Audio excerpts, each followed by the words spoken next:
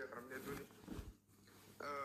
Umukaanus gaafa isin gara biyya arabaallee deemtu wal lolanii walii kanii addaan bahanii akkas taatee akkasi kuttee midhaan biyya namni hedduullee naasaa ture. Sabbiin keessan hin dhagabne waan ta'eef wanni sun waan guddaallee taane itti madda. Sagalee kee takkaan miidiyaa kana gubbaa deemu jira yoomisa laayifii isaanii hin agarre laayifii kallattii ilaalle. Sagaleen sun ta'ee sagalee nama miidiyaa gubbaa deemtu sana namni hedduu waraabee irraa onnoo godhu. Yaa sagaleen eeda.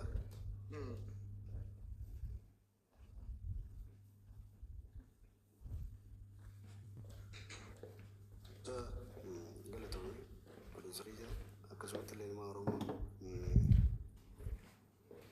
haati kaanu jechuun nama kabajaa qabu ana birattis akkasumatti illee uummata Oromoo biratti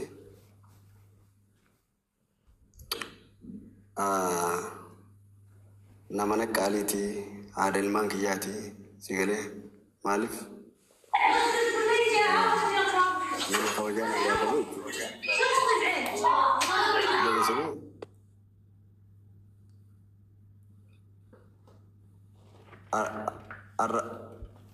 ida geessanii arraatis amata akka arraatis yookaan ammoo amata dhibba akka arraatis nama kabajaa qabu na biraa maaliif haa ta'u garuu ilmi namaa wali dhufuun ni jira walitti yaaruun ni jira sigalee akkasumatti illee wal jaalachuunis ni jira akkuma jaalattee jirtutti jibbitti ni jirti adda ba'uunis ni jirti jechuudha.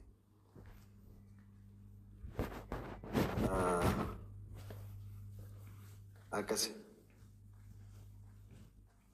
saniifuu isin jechuun arrallee borullee iftaanillee kabajaan qabaa fi akkasii wanni kaleessa ta'e sun ammoo waan biraa sun ta'in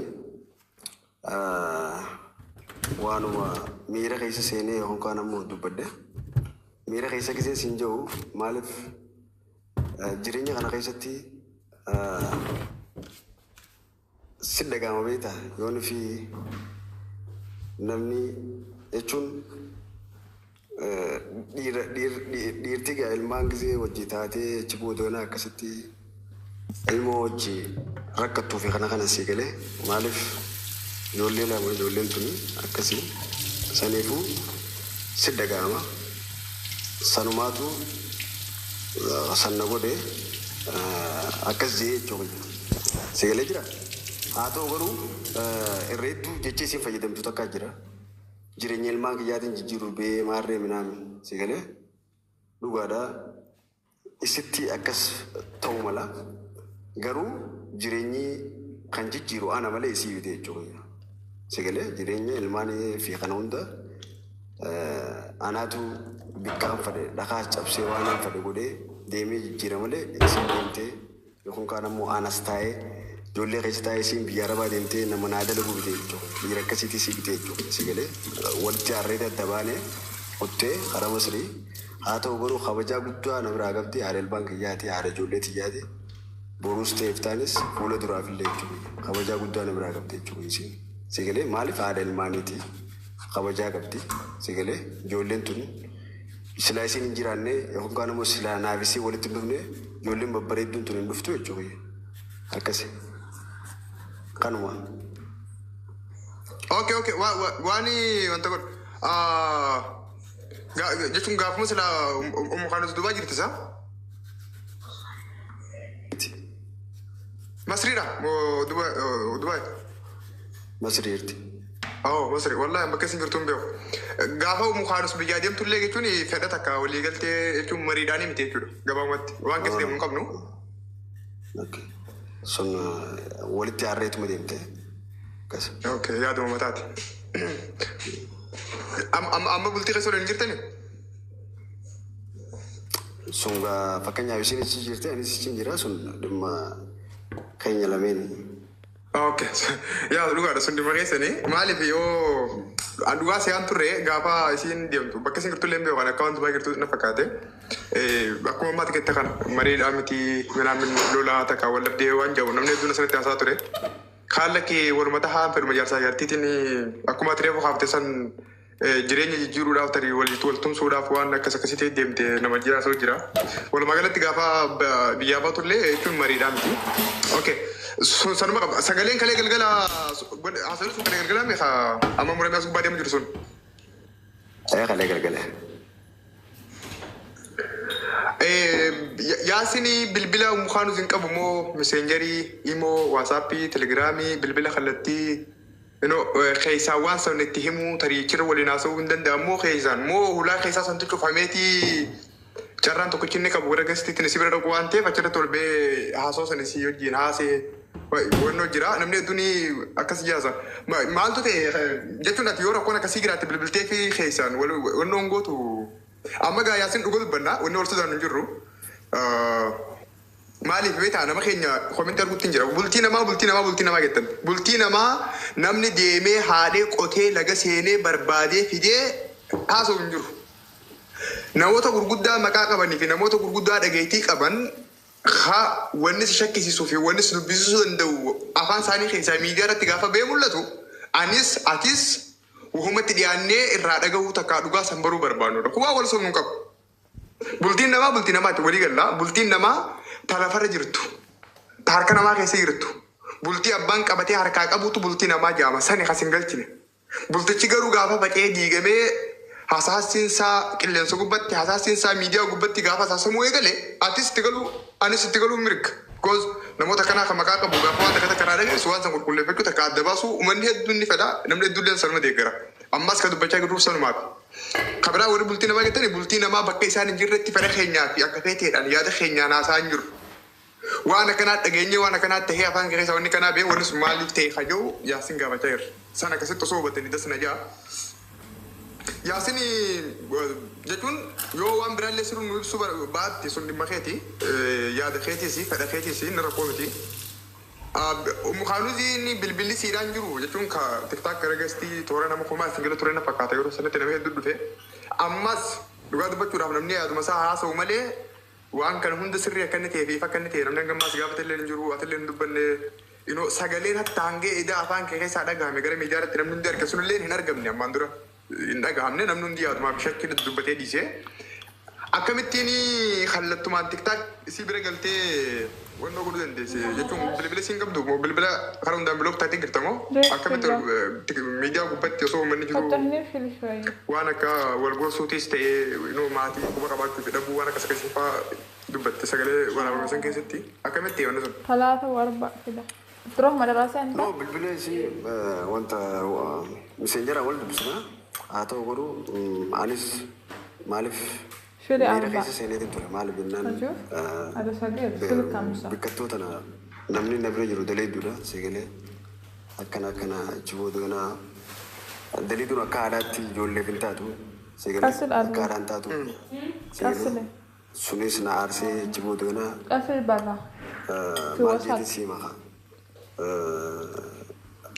gisee yeroo sanitti irbaataa fi kanaa fi fataraa fi kanaas yoo immoo daleeduu tanaas ariitee sii galee daleeduu biraa fiddaa sii galee sanuma malee bakka jechuun ka miira bakka maalii bakka ammaasii irreedduu akkuma reebu siime jireenya kiyyaan jijjiiruu biyyarraa bee jechee siin fayyadamtu sanii malee kana caala immoo bilbilisii wanta miseenjeresiitis numaan qabaa jechuudha sii galee malee ajandaa barbaadee yookaan ammoo waan kana barbaadee sun miira keessa seenee chiboo daganaa waan takka gisee hobummaan si dhagaan ta'ee fi ammaasii gisee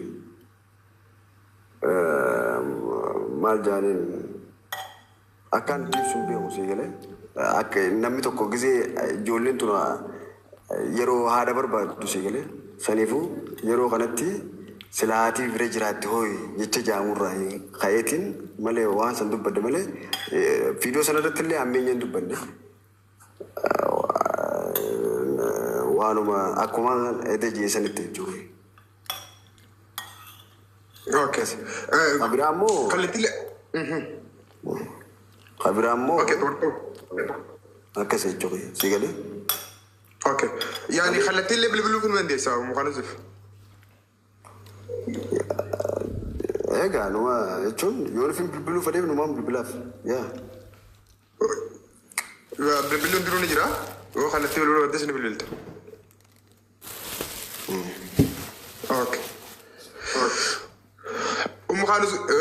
malee agendaadhaaf tarii waan ati sitti yaaddee isinis quba qabdu isin laayivii baddee ati immoo isii bira dheettee waliin gootanii miti. Reedduu namni fakkeenyaaf ilaalcha namaa kana gisee ilaalte fakkeenyaaf waatu jira beekta. Keessa kee kan beeku ati qofa si galee namni biraa siif hin beeku garuu waan lafarra dubbattuu fi waan miidiyaarra dubbattuu jira si galee.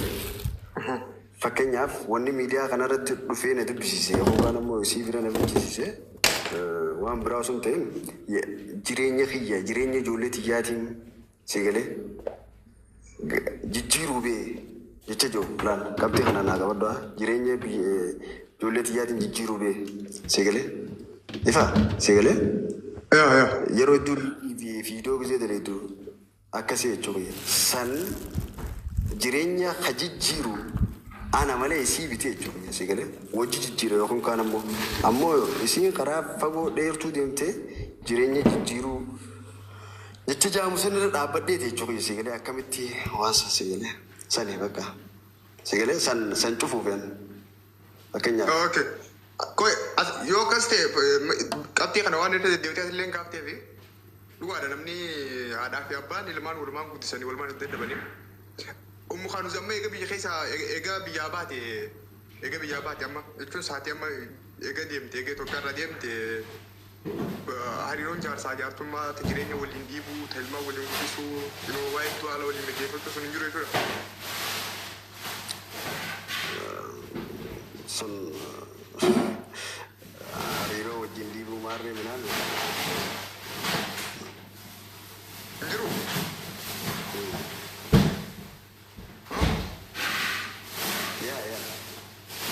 Jireenya koo gootee jiraatu jirta ijoollee illee gahee dasoo koo mukeetii guddisuu jiru.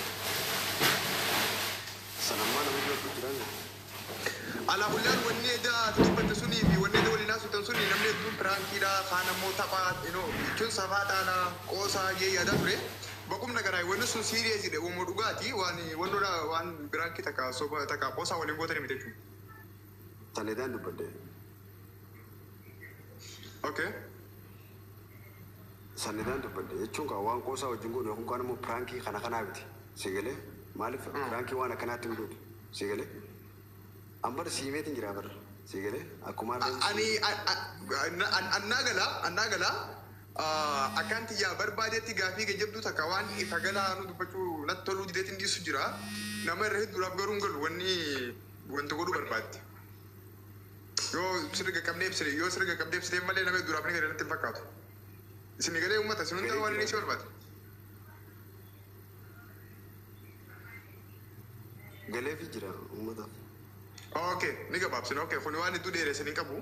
Dhugaadha akka namni mee naa galcha warri mooteetaraa shafa kan nama galchaa hin jiru intala baadiyyaa naa galchaa guutakka. Sabboon intala baadiyyaa galche bee ni girtanii jaalattu bee intala baadiyyaa galchaa guutakka. ammallee wanni hin jiran ammallee jechuma lamaan jaa jechiniin lameen hin jiru ilmi namaa walitti dhufa adda ba'a si galee garuu ammoo adda ba'uu fi yookaan kaan ammoo wal jaalachuu wajji jiraachuu hariiroo wajjin oofuun akkuma jirtutti osoo ta'u jiru isiin si galee haati kaanus arraas ta'e boruus iftaanis si galee nama kabajaa nama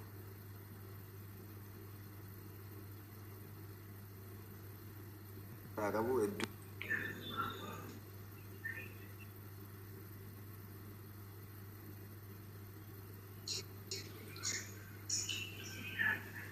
maaliif ijoollee wal jidduu qabna ilmaan walirraa qabna si galee akkasi.